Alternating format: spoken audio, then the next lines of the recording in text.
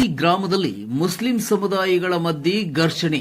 Muslim ಸ್ಮಶಾನದಲ್ಲಿ ಜಿಲ್ಲಾ ವಕ್ಫ್ board ಅಧಿಕಾರಿಗಳ ಕುಮ್ಮಕ್ಕಿನಿಂದ ಸೈಯದ್ ರಸೂಲ್ ಮಾಸ್ತಿ ಮಸೀದಿ ಧ್ವಂಸ ಮಾಡುವುದಾಗಿ ದೌರ್ಜನ್ಯ ಎಸಗಿದ್ದಾರೆ. ಹೌದು, ಈ ಹಿಂದೆ ದೇಶದಲ್ಲಿ ಎಲ್ಲೆಂದರಲ್ಲಿ ಹಿಂದೂ ಮುಸ್ಲಿಂ ಗಲಾಟೆಗಳಾಗಿ ದೇಶದ ಕಾನೂನು ವ್ಯವಸ್ಥೆಗೆ ಧಕ್ಕೆ ಉಂಟಾಗಿ ಶಾಂತಿ ಅನಾಹುತಗಳು ನಡೆದಿರುವ ಸಂಗತಿಗಳ ಉದಾಹರಣೆಗಳು ಸಾಕಷ್ಟಿವೆ. ಆದರೆ ಇದೀಗ ಹಿಂದೂ ಮತ್ತು ಮುಸ್ಲಿಂ ಅಣ್ಣ ತಮ್ಮಂದಿರಂತೆ ಅನನ್ಯವಾಗಿ ಜೀವನ ಸಾಗಿಸುತ್ತಿದ್ದೇವೆ. ಆದರೆ ಮಾಲೂರು ತಾಲೂಕಿನ ಮಾಸ್ತಿ ಕನ್ನಡದ ಆಸ್ತಿ ಎಂದೇ ಇತಿಹಾಸದ ಪುಟಗಳಲ್ಲಿ ಹೆಸರಾಗಿರುವ ಮಾಸ್ತಿಯಲ್ಲಿ ಮುಸ್ಲಿಂ ಸಮುದಾಯದಲ್ಲಿ ಸಯ್ಯದ್ ರಸೂಲ್ ಎಂಬಾತ ಕುರಾನ್ ಧರ್ಮಕ್ಕೆ ವಿರುದ್ಧವಾಗಿ, ಭಾರತದ ಸಂವಿಧಾನದ ಹಕ್ಕುಗಳಿಗೆ ವಿರುದ್ಧವಾಗಿ ಮಹಿಳೆಯರನ್ನ ಹಾಗೂ ಅಮಾಯಕ ಜನರನ್ನ ನಂಬಿಸಿ ಮಾಟ ಮಂತ್ರ ವಾಮಾಚಾರ ಮಾಡುವುದು ಹಾಗೆ ಬೇರೆ ಬೇರೆ ರೀತಿ ಬಳಸಿಕೊಳ್ಳುವುದು ಸಮಾಜದ್ರೋಹಿ ಕೆಲಸಗಳಲ್ಲಿ ಭಾಗಿಯಾಗಿದ್ದು, ಈ ಬಗ್ಗೆ ಹಿಂದೆ ಮುಸ್ಲಿಂ ಸಮುದಾಯದ 7 ಮಸೀದಿಗಳ ಜನ ಪ್ರಶ್ನೆ ಮಾಡಿ ಕೇಳಿದ್ದಕ್ಕೆ ಸೈಯದ್ ರಸೂಲ್ ಎಂಬ ವ್ಯಕ್ತಿಗೂ ಮತ್ತು ಇನ್ನೊಂದು ಗುಂಪಿನ ಮಧ್ಯೆ ಮಾತಿನ ಚಕಮಕಿ ನಡೆದು ಗಲಾಟೆಯಾಗಿ ಈ ಸಂಬಂಧ ಪೊಲೀಸ್ ಠಾಣೆಯಲ್ಲಿ ಪ್ರಕರಣ ದಾಖಲಾಗಿರುತ್ತೆ. ಸರ್ಕಾರಿ ವಕ್ಫ್ ಬೋರ್ಡ್ನ ಸ್ಮಶಾನ ಹಾಗೂ ಸಮಾಧಿ ಇರುವ ಜಾಗ ಎಲ್ಲ ಮುಸ್ಲಿಂ ಸಮುದಾಯಕ್ಕೆ ಸೇರಿದ್ದು, ಇಲ್ಲಿ ಮುಸ್ಲಿಂ ಧರ್ಮಕ್ಕೆ ವಿರೋಧವಾಗಿ ಸಂವಿಧಾನ ವಿರೋಧಿ ಕೆಲಸ ಮಾಡುವುದು ತಪ್ಪು ಅಂತ ಜಿಲ್ಲಾ ವಕ್ಫ್ ಬೋರ್ಡ್ ಅಧಿಕಾರಿಗಳ ಮಧ್ಯೆ ತಿಳಿ ಹೇಳಿದಾಗ ಕೋಪಿತಗೊಂಡ ಸಯ್ಯದ್ ರಸೂಲ್, ಈ ಸ್ಮಶಾನ ಹಾಗೂ ಸಮಾಧಿ ಜಾಗ ಹಾಗೂ ವಕ್ಫ್ ಬೋರ್ಡ್ ಅಂಗಡಿ ಮಳಿಗೆಗಳು ನನ್ನದೇ, ಇದಕ್ಕೂ ನಿಮಗೂ ಸಂಬಂಧವಿಲ್ಲ, ಹೆಚ್ಚಾಗಿ ಮಾತನಾಡಿದರೆ ಮಾಸ್ತಿಯಲ್ಲಿರುವ ಮಸೀದಿಯನ್ನ ಧ್ವಂಸ ಮಾಡುವುದಾಗಿ ಬೆದರಿಕೆಯೊಡ್ಡಿದ್ದಾನೆ. ಕೋಲಾರ ವಕ್ಫ್ ಬೋರ್ಡ್ ಅಧಿಕಾರಿಗಳು ಸಯ್ಯದ್ ರಸೂಲ್ ಕಡೆ ಶಾಮೀಲಾಗಿ ಮಾಸ್ತಿಯ ಇಡೀ ಮುಸ್ಲಿಂ ಸಮುದಾಯಗಳಿಗೆ ಅನ್ಯಾಯ ಮಾಡುತ್ತಿದ್ದಾರೆ ಎಂದು ಸಂಜೆ ಮಾಸ್ತಿ ಮಸೀದಿ ಆವರಣದ ಒಳಗೆ ಪತ್ರಿಕಾಗೋಷ್ಠಿ ನಡೆಸಿದರು. Yashoda T, MTV news Kannada. ಹೇಳಿದ್ದಾರೆ, ನಾನು ಎಲ್ಲ ಮಾತಾಡ್ತೀನಿ, ಎಲ್ಲ ಏನು ಅಂತ ತೊಂದರೆ ಆಗಿಲ್ಲ, ಮಾತಾಡಿ ನಾನು ಮುಂದಿನ ಕ್ರಮ ತಗೋತೀನಿ ಅಂತ ಹೇಳಿದ್ದಾರೆ ಉಪಾಧ್ಯಕ್ಷರು ಹೇಳಿದ್ದಾರೆ. ನಾನು ಅಧಿಕಾರಿಗಳು ಹೇಳ್ತಾ ಇದ್ದೀನಿ, ಅಧಿಕಾರಿಗಳು ಯಾವ ತರ ಆಗಿದ್ದಾರೆ ಚಿಲ್ಮಿಡ್ಕೊಂಡ್ಬಿಟ್ಟಿದ್ದಾರೆ. ಸುಮಾರು 10-15 ವರ್ಷದಿಂದ ಒಂದೇ ಜಾಗದಲ್ಲಿ ಕೂತ್ಕೊಂಡು ಚಿಲ್ಮಿಡ್ಕೊಂಡು ಈ ಅಧಿಕಾರಿಗಳನ್ನ ಚೇಂಜ್ ಮಾಡ್ಬೇಕಂದ್ಬಿಟ್ಟು ನಮ್ಮ ಶಾಸಕರಲ್ಲಿ ಮನವಿ ಮಾಡ್ತೀನಿ, ನಮ್ಮ MP ಸಾಹೇಬ್ರಲ್ಲೂ ಮನವಿ ಮಾಡ್ತೀನಿ, ನಾನು ವಕ್ಫ್ ಬೋರ್ಡ್ ಸಚಿವರಲ್ಲಿ ಸಗೀರ್ ಅಹಮದ್ ಅವರಲ್ಲಿ ಕೂಡ ನಾನು ಮನವಿ ಮಾಡ್ಕೊಳ್ತೀನಿ. ಈ ಅಧಿಕಾರಿಗಳನ್ನು ಚೇಂಜ್ ಮಾಡಿ ಊರಲ್ಲಿ ಶಾಂತಿಯಾದ ಒಂದು ವಾತಾವರಣ ಸೃಷ್ಟಿಯಾಗಲು ಸಹಕಾರ ಕೊಡಿ ಅಂತ ಬಿಟ್ಟು ಹೇಳ್ತೀನಿ. ಸುಮಾರು 50 ಜನ ಆಯ್ತು ಅಲ್ಲಿ ಆಫೀಸರ್ ಇದ್ರು, ವಕ್ಫ್ ಬೋರ್ಡ್ ಆಫೀಸರ್ ಇದ್ರು. ಮಸೀದಿಗೆ ಬಿಗಾಕಿ ನಮ್ಮ ಅಪ್ಪಂದು ಮಸೀದಿ ಅಂತ ಹೇಳ್ದ. ಆವಾಗ ಹುಡುಗರು ಸಮಾಜಕ್ಕಾಗಿಲ್ಲ ಯಾರಿಗೂ ನಾವು ಮಸೀದಿಗೆ ಬಿಗಾಕಿ ಅಂದಿದ್ ಕೂಡಲೇ ನಮ್ಮ ಮನೆಗೆ ಬಿಗ ಹಾಕ್ಬಿಡಿ ಅಣ್ಣ, ಪರವಾಗಿಲ್ಲ, ತೊಂದರೆ ಇಲ್ಲ, ಮಸೀದಿಗೆ ಬಿಗ ಹಾಕಂತ ಹೇಳ್ತಾನೆ ಅವನು. ನಾವು ಗೊತ್ತಿನ ಸುಖ ಇಲ್ಲ ಅಣ್ಣ, ನೀವು ದೊಡ್ಡವ್ರು ನಮ್ಗೆಲ್ಲಾನು ಅದು ತುಳಿತಾ ಇದ್ರಿ ನೀವು ಅಂತ ಹೇಳ್ಬಿಟ್ಟು ಕೂತ್ಕೊಂಡು ಸುಮಾರು ಒಂದು 200-300 ಜನ ಹುಡುಗರು ಸಮಾಜಕ್ಕೆ ಆಗಿಲ್ಲ ನಮ್ಮ ಕೈಯಲ್ಲಿ. ನಿನ್ನೆ ಆ ಮಸೀದಿಗೆ ಬಿಗಾಕ್ತಿ ಅಂತ ಹೇಳ್ದ ಇವನು. ನಮ್ಮ ಕೈಯಲ್ಲಿ ಸಮಾಜ ನಮ್ ಶಕ್ತಿ ಮೀರೋಗ್ಬಿಡ್ತು. ನಮ್ಮ ಅಪ್ಪಂದು ಮಶಾನಾಗ ಹೋದ್ರೆ ಆಧಾರ್ ಕಾರ್ಡ್ ತೋರಿಸ್ಬೇಕು, ಜಾಗ ತೋರಿಸ್ಬೇಕು, ಒಂದು ಆಧಾರ್ ಕಾರ್ಡ್ ತೋರಿಸಿ ಒಂದು ಜಾಗ ಈ ಅಳುವಲ್ಲಿ ಇರ್ತಾರೆ ಸತ್ತಿರೋದು ಮನೆಯಲ್ಲಿ ನೋವು, ಅಲ್ಲಿ ಹೋಗ್ಬಿಟ್ಟು ಜಾಗ ಇವನು ಆಧಾರ್ ಕಾರ್ಡ್ ಕೊಟ್ಟು ಅವ್ನು ತೋರಿಸೋರಿಗೆ ಗುಣಿ ಹೊಡೆಯೋಂಗಿಲ್ಲ. ಮಶಾನದಲ್ಲಿ ಈ 5-6 ವರ್ಷದಿಂದ ಈಚೆ ನಡೀತಾರೆ ವ್ಯವಹಾರ. ನಮಾಜ್ ಮಾಡಬೇಕು ಅಂತ ಹೇಳ್ಬಿಟ್ಟು ಅಲ್ಲಿ ಹೆಂಗಸರು ಗಂಡಸರು ನಾವಲ್ಲಿ ಖುದ್ಬಾ ರಂಜಾನು ಬಕ್ರೀದ್ ಸಲ ಪ್ರೇರ್ ಮಾಡಬೇಕು ಹೋಗ್ತೀವಿ. ಅಲ್ಲಿ ಒಂದ್ ಕಡೆ ಹೆಂಗಸರು ಅಡ್ಡ ಗೋಡೆ ಹಾಕಿದೀವಿ, ಒಂದ್ ಕಡೆ ಗಂಡಸರು ಹಾಕಿದೀವಿ ನಮಾಜ್ ಮಾಡಕ. ಒಂದ್ ಕಡೆಗೆ ಅದು ಜಾಗ ಸಾಕಾಗಿಲ್ಲ, ಹೆಂಗಸರೆಲ್ಲ ಕೆಳಗೆ ಬಿದ್ದೋಗ್ಬಿಟ್ರು, ಜಾಗ ಆಚೆ ಬಂದ್ಬಿಟ್ರು. ಅದಕ್ಕೆ ಏನ್ ಮಾಡ್ತಾರೆ ಅಂದ್ರೆ ಅವನಿಗೆ ಕರ್ಕೊಂಡು ರಸೂಲ್ಗೆನೆ ನೋಡಪ್ಪ ನೀನ್ ಮುತ್ತೊಲ್ಲಿ ಆಗಿದೀಯಾ, ಇದು ಸುಮಾರು ಒಂದು 3 ವರ್ಷದ ಮುಂದಿನ ವ್ಯವಹಾರ, ಇದು ಮಸೀದಿ, ಇದು ಮಶಾನ, ಇವಾಗ ಜಾಗ ಇಷ್ಟು ಮುತ್ತೊಲ್ಲಿ ಆಗಿದೆಯಾ, ಜಾಗ ನೋಡ್ತಾ ಇದೆಯಾ, ಇದು ತೊಂದರೆ ಆಗಿದೆ, ಇದನ್ನ ಸ್ವಲ್ಪ ದೊಡ್ಡದು ಮಾಡ್ಕೋಬೇಕು ಅಂತ ಹೇಳ್ಬಿಟ್ಟಿದೆ. ಅನೌನ್ಸ್ ಮಾಡಿದ್ರೆ ಅಲ್ಲಿ ಅನೌನ್ಸ್ ಮಾಡಿ ದುಡ್ಡು ಬೇಕು, ಏನ್ ಕೊಡ್ತಿರೋ ಕೊಡ್ರೆ, ಇಂಥ ಮಶಾನ ನಮಾಜ್ ಮಾಡೋ ಜಾಗ ಸ್ವಲ್ಪ ಅಗಲ ಮಾಡಿ ಕಾಂಕ್ರೀಟ್ ಹಾಕ್ಬೇಕು ಅಲ್ಲಿ ಅಂತ ಹೇಳ್ಬಿಟ್ಟು ಸುಮಾರು ಅಲ್ಲಿ ಇದು ವಾಲೆ ಕೊಡ್ರು ಹೆಂಗಸರು, ಉಂಗುರ ಕೊಟ್ರು, ಗಂಡಸರು 50 ಇಂದ 1000, 5000, 10,000 ದುಡ್ಡು ಕೊಟ್ರು. ಅದೆಲ್ಲ ಕಲೆಕ್ಟ್ ಮಾಡ್ಕೊಂಡು ಕೆಲಸ ಶುರು ಮಾಡ್ಕೊಂಡು ಅವ್ನ ಕೈಯಿಂದಾನೆ ಅಳತೆ ಮಾಡಿಸಿ ಮಾರ್ಕ್ ಮಾಡಿ ಅಲ್ಲಿ ಕೆಲಸ ಶುರು ಮಾಡಿ ಜಲ್ಲಿ ಎಲ್ಲ ಹೊಡ್ತಿದ್ದು, ಜಲ್ಲಿ ಅಲ್ಲೇ ಇದೆ ಅಲ್ಲಿ ಹೋಗ್ಬಿಟ್ಟಿದೆ. ವಕ್ಫ್ ಬೋರ್ಡ್ ಅಲ್ಲಿ ನಮ್ಗೆ ಗೊತ್ತಿದ್ರೆ ಈ ಅಲೆ ಹದೀಸ್ ಅವರೆಲ್ಲ ಬಂದು ನಮ್ಗೆ ತೊಂದರೆ ಕೊಟ್ಟು ನಮ್ಮ ಮಶಾನ ಕಿತ್ತು ಹಾಳು ಮಾಡ್ತಾ ಇದ್ದಾರೆ ಅಂತ ಹೇಳ್ಬಿಟ್ಟು ಕಂಪ್ಲೇಂಟ್ ಮಾಡ್ದ ನನಗೆ. ಅದೇ ಕೇಸ್ ನಡೀತಾ ಇದೆ ಇವಾಗ. ಈ ರೀತಿ ತೊಂದರೆಗಳು ಒಬ್ಬನಿಂದ ನಮ್ಮ ಊರೆಲ್ಲ ಸುಮಾರು ಇವಾಗ 5 ಮಸೀದಿ ಅವರು ಇದ್ದಾರೆ, 5 ಜಮಾಯಿತರು ಇದ್ದಾರೆ ಸರ್, 7 ಮಸೀದಿ ಅವರು ಇದ್ದಾರೆ. ಇಲ್ಲಿ ಒಂದೇ ಮನೆ ಅವನು ಇಷ್ಟು ಕಷ್ಟ ಕೊಡ್ತಾ ಇದ್ದಾನೆ ಸರ್ ನಮ್ಗೆಲ್ಲ. वो जगह को वक्फ कर दिया गया है। वक्फ कर दिया जाने के बाद में जो वक्फ अरब में फिर दोबारा होता है तो वापस दे नहीं सकते, फिर दोबारा उन्हें दावा कैसे कर सकते हैं? ಅದು ಅಲ್ಲಿ ಒಂದು ಲೋನ್ ಮಾಡಬೇಕಂತ ಹೇಳ್ಬಿಟ್ಟು ಅವನು 1 ಕೋಟಿ ರೂಪಾಯಿ ಲೋನ್ ಮಾಡಿಸೋದು ಅಂಗಡಿಗಳಿಗೆ ಮುಂದೆ ಶಾಪಿಂಗ್ಸ್ ಕಟ್ಟೋನೆ ಮುಂದ್ಗಡೆ ಶಾಪಿಂಗ್ಸ್ ಕಟ್ಕೊಂಡು ಅದು 1 ಕೋಟಿ ರೂಪಾಯಿ ಲೋನ್ ಮಾಡೋಣ, ಒಂದು 60 ಲಕ್ಷ ರೂಪಾಯಿ ದುಡ್ಡು ಅದಕ್ಕೆ ಬಿಡುಗಡೆ ಆಗಿದೆ. ಗೌರ್ಮೆಂಟ್ ಹಣನೇ, ವಕ್ಫ್ ಬೋರ್ಡ್ ಹಣನೇ. ಇನ್ನ 40 ಲಕ್ಷ ಬರೋದಿದೆ. ನಿನ್ನೆ ವಕ್ಫ್ ಬೋರ್ಡ್ ಅವ್ರು ಕಟ್ಟಿರೋದು ಅವನು ಅಲ್ಲಿ ಅನುಮತಿ ತಗೋಬೇಕು ಅವ್ರಿಗೆ. ನಾನು ಇದೆಲ್ಲ ಮಾಡ್ತಾ ಇದ್ದೀನಿ, ಡೆವಲಪ್ಮೆಂಟ್ ಮಾಡ್ತಾ ಇದ್ದೀನಿ, ಇದು ಮಾಡ್ತಾ ಇದ್ದೀನಿ ತೋರಿಸ್ಬಿಟ್ಟು ಆ 40 ಲಕ್ಷ ಶಾಂಕ್ಷನ್ ಮಾಡಿಸ್ಕೊಳ್ಳೋದಿಕ್ಕೆ ಅಲ್ಲಿ ಪುನಃ ಆಫೀಸರ್ಗಳನ್ನ ಕರ್ಕೊಂಡು ಬಂದು ಇಲ್ದಿದ್ದೆಲ್ಲ ಮಾಡಿಸಿ ಅಲ್ಲಿ ಈ ತೊಂದರೆ ಕೊಡ್ತಾ ಇರೋದು. ಅವನು ಆ ಉದ್ದೇಶ ಮಾಡ್ಕೊಂಡೆ ಅವನ ಅಂಗಡಿಗಳು ಮಾಡ್ಕೊಂಡು ಅಲ್ಲಿ ಹಿಂದೇನು ಅವನು ಮಾಯಾಮಂತ್ರ ಮಾಡಬೇಕಿಲ್ಲ. ಇದು ಮುಂದೆ ಮಾಡ್ಕೊಂಡ್ರೆ ಅಂಗಡಿ ಹಿಂದೆ ಅವನು ಓಡಾಡೋ ಜಾಗ ಆಗ್ತಿದೆ. ಇದು ಬಿಟ್ಬಿಟ್ರೆ ಮುಂದೆ ಹಿಂದೆ ಹೋಗಕ್ಕಾಗಲ್ಲ. ಈ ರೀತಿ ನಡೀತಾ ಇದೆ ಸರ್. ಸರ್, ಈಗ ಅಂಗಡಿಗಳು ಓಪನ್ ಆಗಿ ಎಷ್ಟು ವರ್ಷ ಆಗಿದಾವೆ? 5 ವರ್ಷ ಆಯ್ತು. ಆಗಿದೆ. ನಿನ್ನೆ ಯಾಕೆ ಸರ್ 5 ವರ್ಷ ಆಯ್ತು ಸರ್ ರಸೂಲ್ ಅವರೇ ದುಡ್ಡು ಇಷ್ಟು ವರ್ಷ ಬಾಡಿಗೆ ತಗೊಂತಾ ಇದ್ದಾರೆ. ಹೌದು, ರಸೂಲ್ನೇ ತಗೊಳ್ತಾ ಇರೋದು. ಒಬ್ಬನೇ, ಇನ್ಯಾರಿಲ್ಲ. ರಸೂಲ್ ಒಬ್ಬರೇ ತಗೊಂಡಿದ್ದಾರೆ. ರಸೂಲ್ ಒಬ್ಬನೇ ತಗೊಳ್ತಾ ಇರೋದು. ನಿನ್ನೆ ಹಂಗಾರೆ ಇದ್ರ ಬಗ್ಗೆ ವಕ್ಫ್ ಬೋರ್ಡ್ಗೆ ನೀವು ಕಂಪ್ಲೇಂಟ್ ಕೊಟ್ಟಿದ್ದೀರಲ್ಲ, ಹೌದು. ಏನ್ ಆಕ್ಷನ್ ತಗೊಂಡಿದ್ದಾರೆ ಸರ್? ಏನು ದಾಕ್ಷಿಣ ತಗೊಂಡು ನನ್ನ ಆಫೀಸರ್ ಬಂದ್ರು. ಆಫೀಸರ್ಗೂ ನಾವು ಹೇಳಿದ್ರು, ಸರ್ 5 ಲಕ್ಷ ರೂಪಾಯಿ ಪ್ರಮಾಣ ಇದೆ ತಿಂಗ್ಳಿಕಲ್ಲಿ, 1 ಲಕ್ಷ 1.5 ಲಕ್ಷ ಅಡ್ವಾನ್ಸ್ ತೆಗ್ದವನ್ನ ಬಡವ್ರು ಕೊಡ್ಬೇಕು. ಅಂಗಡಿಗಳು ಬಡವ್ರು ಕೊಟ್ಟಿಲ್ಲ, ಇರೋರ್ಗೆ ಯಾರು ಕೊಟ್ಟವನೇ ಹತ್ತಲಿ ಅಲ್ಲಿ ಯಾರಿಗೆ ಬೇಕು ಅವ್ರಿಗೆಲ್ಲಾನು 5 ಲಕ್ಷ ರೂಪಾಯಿ ಅವ್ರಿಗೆ ಬಾಡಿಗೆ ಬರ್ತದೆ. ತೆಗೆದು ಅವನು ಎಲ್ಲೆಲ್ಲಿ ಯಾತ್ರ ಬೇಕು ಅವನು ಮಜಾ ಮಾಡ್ಕೊಂಡು ಇದ್ದಾನೆ ಸರ್. ಅವ್ನು ನಮ್ಗೆ ತೊಂದರೆ ಇಲ್ದಿದ್ದೆಲ್ಲ ಅಂಗಡಿಗಳಲ್ಲಿ ಲೋನ್ ಕೊಟ್ಟಿದ್ದೆ ನಮ್ಗೆ ತೊಂದರೆ ಕೊಡ್ತಾ ಇದ್ದಾನೆ. ಅಲ್ಲಿ ಮಶಾನಲ್ಲಿ ಇದು ನಿಮ್ಮ ಕುರಾನ್ನಲ್ಲಿ ನೀವು ಒಪ್ಕೊಳ್ತೀರಾ? ಸರ್ ಯಾವುದೇ ಅಷ್ಟೇ ಕುರಾನು ಮತ್ತೆ ಹದೀಸು ಏನೋ ಯಾವುದ್ರಲ್ಲೂ ಅಷ್ಟೇ ಈ ತರ ಸಂವಿಧಾನ ವಿರೋಧಿ ಚಟುವಟಿಕೆ ಯಾವುದು ಮಾಡೋಕೆ ಹೇಳಿಲ್ಲ. ಕುರಾನಲ್ಲಿ ಕೂಡ ಇದೆ, ಸಂವಿಧಾನ ಗೌರವ ಬಿಟ್ಬಿಟ್ಟು ಹೋಗಿ ಅಂತ ಹೇಳ್ಬಿಟ್ಟು. ನನಗೂ 45 ವರ್ಷ ಆಗಿದೆ. ಮೊದಲಿಂದ ನಮ್ಮ ತಂದೆ ನಮ್ಮ ತಾತ ಅವರು ಕೂಡ ಹೇಳಿದ್ದಾರೆ, ಯಾರು ಅಷ್ಟೇ ಯಾವುದೇ ಮಾಸ್ತಿಯಲ್ಲಿ ಯಾವುದೇ ಈ ತರ ಆಚರಣೆಗಳು ಮಾಡಿಲ್ಲ. ಇದು ಹೊಸ ಆಚರಣೆಗಳು, ಇದು 5-6 ವರ್ಷದಿಂದ ಹೊಸ ಆಚರಣೆಗಳು ಸೃಷ್ಟಿಯಾಗಿದೆ. ಈ ಆಚರಣೆಗಳು ನಡೆಯೋದು ಬೇಡ ಅಂತ ಹೇಳ್ಬಿಟ್ಟು ಹೇಳಕ್ ಇಷ್ಟ. ನಿಮ್ಮಲ್ಲಿ 2 ಅಂಗಡಿಗಳಿದ್ದಾವೆ ಅಂತಾರೆ, ಅದು ನಿಜಾನ ಸರ್? 2 ಪಂಗಡ ಏನು? ಒಂದು ನಿಮಿಷ ಸರ್, ನಿಮ್ಮ ಹೆಸರು? 2 ಪಂಗಡ ಇದೆ ನಮ್ಮಲ್ಲಿ. ಯಾರಿದ್ದಾರೆ ಅಂದ್ರೆ 2 ಪಂಗಡದವರು ಆಲೆ ಹದೀಸ್ ನಾವು, ಸುನ್ನಿ ಇವರು. ಆಲೆ ಹದೀಸ್ ನಾವು, ಸುನ್ನಿ ಇವರು. ಸುನ್ನಿ ಜಮಾಯತ್ ಅವರು ಮಸೀದಿಯವರು 4 ಮಸೀದಿ, 3 ಮಸೀದಿ ಇದ್ದಾರೆ ಅವರು. ನಾವು ಆಲೆ ಹದೀಸ್ ಅವರು 4 ಮಸೀದಿ ಹೋಗ್ತೀವಿ. ಒಟ್ಟು 7 ಮಸೀದಿ ಇದೆ ನಮ್ಮ ಮಾಸ್ತಿ ಹೋಬಳಿಯಲ್ಲಿ. 7 ಮಸೀದಿ ಅವರು ಒಂದೇ ತಾಯಿ ಮಕ್ಕಳ ತರ ಒಂದೇ ತರ ನಾವೆಲ್ಲರೂ ಒಂದೇ ಇದ್ದೀವಿ ನಾವು. ಇಲ್ಲಿ ಅವನು ಪ್ರಚಾರ ಮಾಡೋದು ಏನಂದ್ರೆ ಆಲೆ ಹದೀಸ್ ಅವ್ರು ಮಾತ್ರ ನಮ್ಗೆ ತೊಂದರೆ ಕೊಡ್ತಾ ಇದ್ದಾರೆ ಅಂತ. ಅವ್ನು ಹುಟ್ಟಿರೋದೇ ಆಲೆ ಹದೀಸ್ ಅಲ್ಲಿ, ಅವ್ನು ಬೆಳೆದಿರೋದು ಅವ್ರ ತಾಯಿ ತಂದೆ ಅದೆಲ್ಲ ಆಲೆ ಹದೀಸ್. ಅವ್ರು ನಮ್ ಜೊತೆ ಇದೇ ಮಸೀದಿ ನಮಾಜ್ ಮಾಡ್ತಾ ಇದ್ದಿದ್ದು.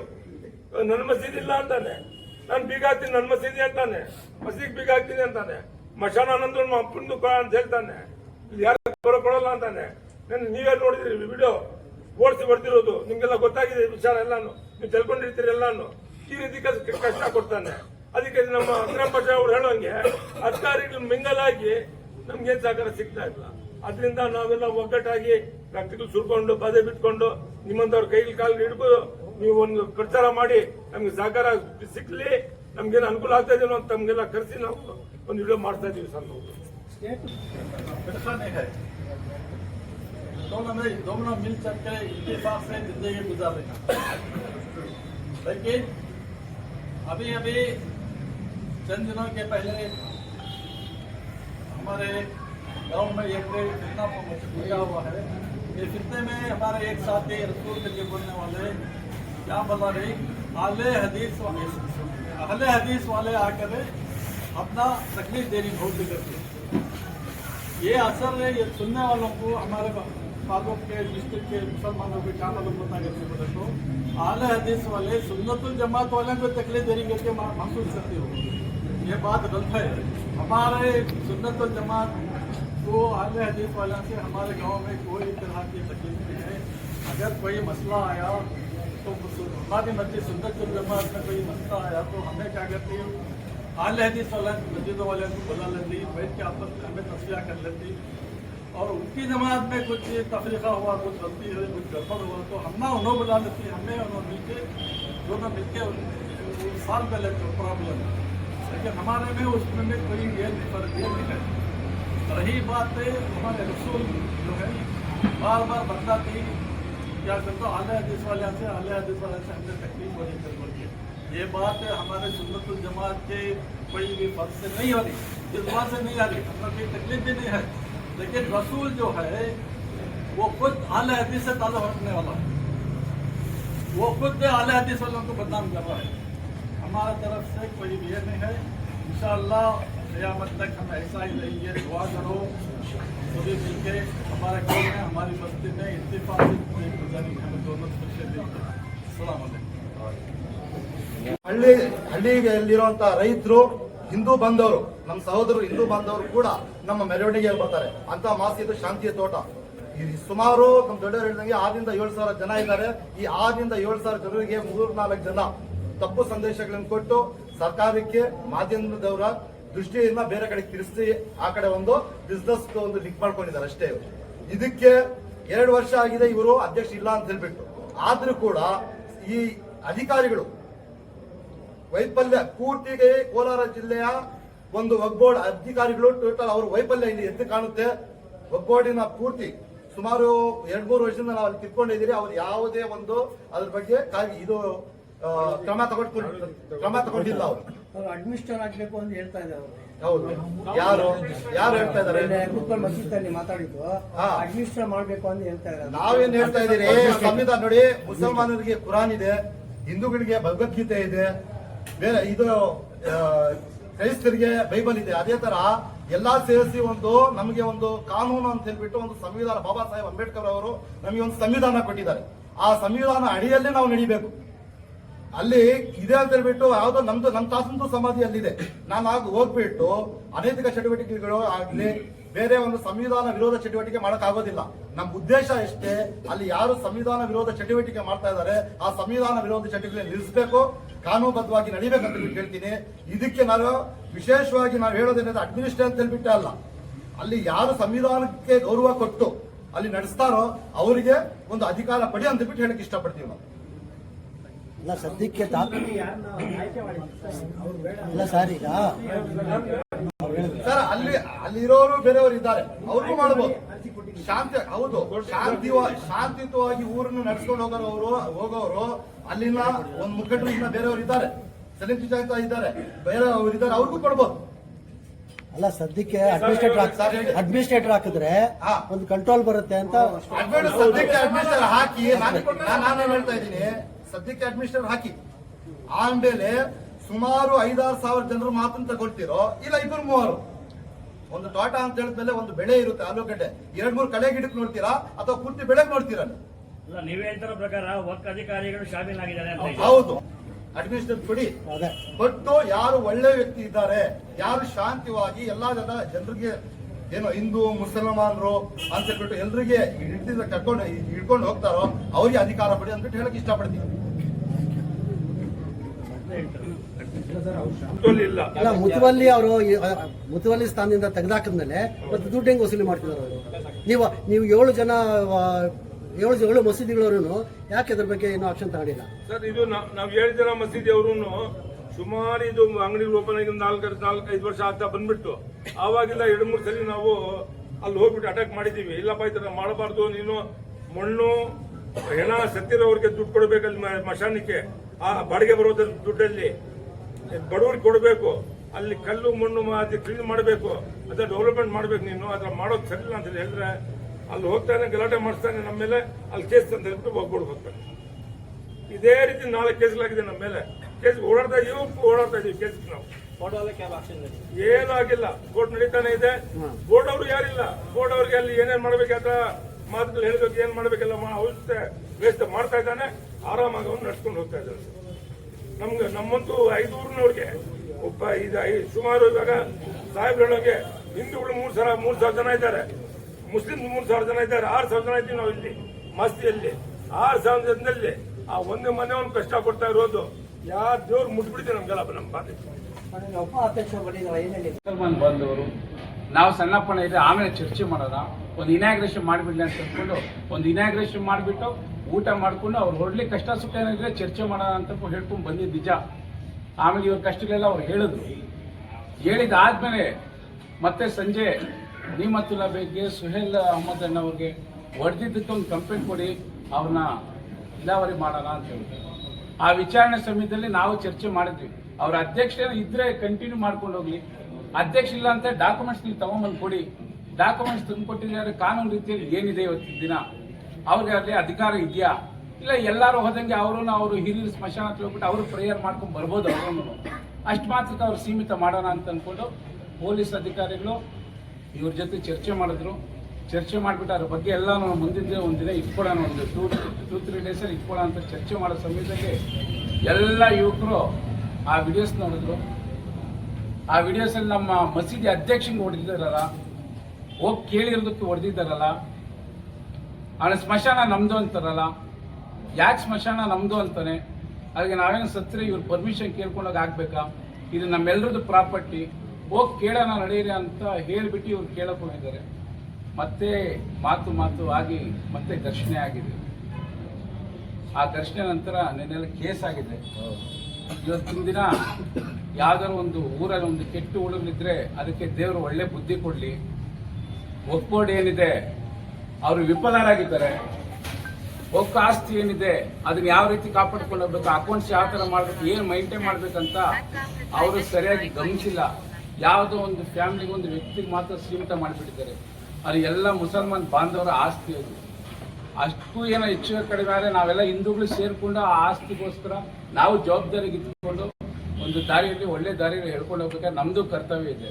ಇಂಥ ಒಂದು ನಿಟ್ಟಿನಲ್ಲಿ ಈಗ ಅವರು ಅಧ್ಯಕ್ಷರಿಲ್ಲ, ಒಕ್ಕ ಅಧಿಕಾರಿಗಳೇ ಸನ್ಮಾನ್ಯ ಶಾಸಕರ ನಂಜೇಗೌಡರ ಮುಖಾಂತರ ನಾವು ಸೇರಿ ನಾವೊಂದು ಕಂಪ್ಲೇಂಟ್ ಮಾಡಿ ಅಲ್ಲಿನ ಒಂದು ಅಧಿಕಾರಿ ವರ್ಗದವ್ರಿಗಾಗುವಂತ ಸರಿಯಾಗಿ ನಡ್ಸ್ಕೊಂಡು ಹೋಗೋ ರೀತಿ ಈ ಎಲ್ಲ ಮಸೀದಿಗಳ ಅಧ್ಯಕ್ಷರನ್ನ ಅದರಲ್ಲಿ ಒಂದು ಸೇರಿಸಿ ಅರ್ಜೆಂಟ್ ಅಧ್ಯಕ್ಷ ಆಗಕ್ಕಿಂತ ಮುಂಚೆ ಇವರೊಂದು ಕಮಿಟಿ ಮಾಡಿ ಆ ಒಂದು ಒಕ್ಕ ಪ್ರಾಪರ್ಟಿಯಲ್ಲಿ ಬರ್ತಕ್ಕಂಥ ದುಡ್ಡನ್ನ ಬಡವರಿಗೆ ಯಾವ ರೀತಿ ಹೋಗ್ಬೇಕು, ಎಜುಕೇಷನ್ಗೆ ಯಾವ ರೀತಿ ಹೋಗ್ಬೇಕು, ಸ್ಮಶಾನಕ್ಕೆ ಖರ್ಚಿಗೆ ಯಾವ ರೀತಿ ಮಾಡ್ಬೇಕಂತ ಎಲ್ಲ ಒಂದು ತೀರ್ಮಾನ ಮಾಡಿ ಇನ್ನು ಮುಂದೆ ಚೆನ್ನಾಗಿ ನಡ್ಕೊಂಡು ಹೋಗೋ ರೀತಿಯಲ್ಲಿ ನಾವೆಲ್ಲರೂ ಒಗ್ಗಟ್ಟಾಗಿ ಸೇರಿ ಮಾಡೋಣ ಅಂತ ನಾವು ಅಂದ್ಕೊಂಡಿದ್ದೀವಿ. ಅದೇ ರೀತಿ ಆಗಬೇಕು. ಅವರು ವಂಶಸ್ಥರು 3 ಜನ ನಮ್ಮ ಚಿಚ್ಚ ಅಣ್ಣವರು, ಅವರು ಫ್ಯಾಮಿಲೀಸ್ ಎಲ್ಲ ಇದ್ದಾರೆ. ಹಂಗೋ ಅವರಿಂದ ಏನೋ ತೊಂದರೆ ಆಗಿದೆ ಅಂದರೆ ಅವರೆಲ್ಲ ಅವ್ರಿಗೆ ಸಪೋರ್ಟ್ ಇರಬೇಕಿತ್ತು. ಅವ್ರು ಯಾರು ಅವ್ರಿಗೆ ಸಪೋರ್ಟ್ ಇಲ್ಲ. ಅವರೆಲ್ಲರೂ ರಿಯಾಲಿಟಿ ಏನಿದೆ ಊರಲ್ಲಿ ಏನಿದೆ ಆ ಕಾಲದಿಂದ ಹಿರಿದು ಏನು ಕಾಪಾಡ್ಕೊಂಡು ಬಂದಿದ್ದಾರೆ ಅದೇ ರೀತಿಯಲ್ಲಿ ನಾವು ಹೋಗೋಣ ಅಂತ ಅಂದ್ಕೊಂಡು ಅವರೆಲ್ಲರೂ ಇವತ್ತಿನ ದಿನ ಈ ಕಮಿಟಿ ಜೊತೆಯಲ್ಲಿದ್ದಾರೆ. ಅವ್ರು ರಸೂಲ್ ಅವರು ಅಷ್ಟೇ ಇದೇ ರೀತಿ ಹೋಗ್ಬಿಟ್ಟು ತುಂಬಾ ಚೆನ್ನಾಗಿತ್ತು ಊರು. ಅವರು ಏನ್ ಮಾಡ್ಕೊಂಡ್ ಬಂದ್ರು ಅಲ್ಲಿ ಅನೈತಿಕ ಚಟುವಟಿಕೆ ನಡೆಯೋದು ಇನ್ನೊಂದು ಮತ್ತೊಂದು ಎಲ್ಲ ನಮ್ಮ ಹುಡುಗರು ನೋಡ್ಬಿಟ್ಟು ಕಣ್ಣಾರ ನೋಡ್ಬಿಟ್ಟು ಅವ್ರು ಕಂಪ್ಲೇಂಟ್ ಮಾಡಿರೋದಕ್ಕೆ ಈ ಮಟ್ಟಿಗೆ ಬಂದಿರ್ಲಿನಾ, ಅವ್ರೇನು ಮಾಡ್ಕೊಂಡು ಹೋಗಿಲ್ಲ ಅಂತೇಳಿ ಎಲ್ಲ ಜೊತೆಲಿದ್ರೆ ಈ ಸಮಸ್ಯೆ ಬರ್ತಾ ಇಲ್ಲ ಊರಲ್ಲಿ. ಅದಕ್ಕೆ ಮುಂದಿನ ದಿನಗಳಲ್ಲಿ ನಮ್ಮ ಪೊಲೀಸ್ ಇಲಾಖೆ ವತಿಯಿಂದ ಒಂದು ಶಾಂತಿ ಸಭೆ ನಡೆಸಿ ಕಾನೂನು ರೀತಿಯಲ್ಲಿ ಅವ್ರಿಗೆ ಏನಿದೆ ನಮ್ಮವ್ರು ಏನ್ ಚೇಂಜ್ ಮಾಡಿದ್ರೆ ಸರಿ ಹೋಗುತ್ತಂತೆಲ್ಲ ನಾವು ತೀರ್ಮಾನ ಮಾಡಿ ಊರಿನ ಒಂದು ಒಗ್ಗಟ್ಟನ್ನು ಕಾಪಾಡಿಕೊಂಡು ಊರಿನ ಶಾಂತಿಯಾಗಿ ನಾವೆಲ್ಲ ನಡೆಸ್ಕೊಂಡು ಹೋಗ್ತೀವಿ, ಒಗ್ಗಟ್ಟಾಗಿರ್ತೀವಿ ಅಂತ ನಾವೆಲ್ಲ ಹೇಳ್ತಾ ಇದ್ವಿ. ಒಕ್ಕ ಅಧಿಕಾರಿಗಳು ದಯವಿಟ್ಟು ಇದ್ರ ಬಗ್ಗೆ ಒಂದು ಕಾನೂನು ಕ್ರಮ ಜರುಗಿಸಿ ಈ ಹಿಂದೆ ಅದ್ರಲ್ಲಿ ಬಂದಿರತಕ್ಕಂಥ ದುಡ್ಡು ಏನಾದ್ರು ಅವ್ರ ಸ್ವಂತಕ್ಕೆ ಬಳಸಿದ್ರೆ ಅದ್ರ ಮತ್ತೆ ಪುನಃ ತಗೊಂಡು ಈ ಮಸೀದಿಯಲ್ಲಿ ಯಾರ್ಯಾರು ಹಕ್ಕದಾರ ಇರ್ತಾರೋ ಬಡವರು ಇರ್ತಾರೋ ಎಜುಕೇಶನ್ ಅವ್ರು ಸೇರಿಸ್ಬೇಕಂತ ನಾನು ಕೇಳ್ತಾ ಇದ್ದೀನಿ. ನಮಸ್ತೆ.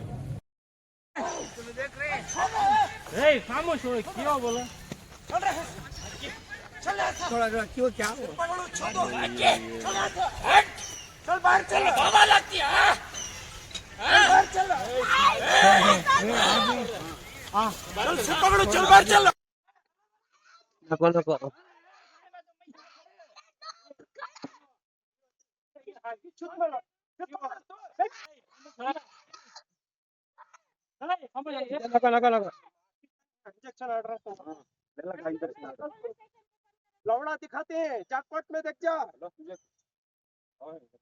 सर्कल को फोन कर क्या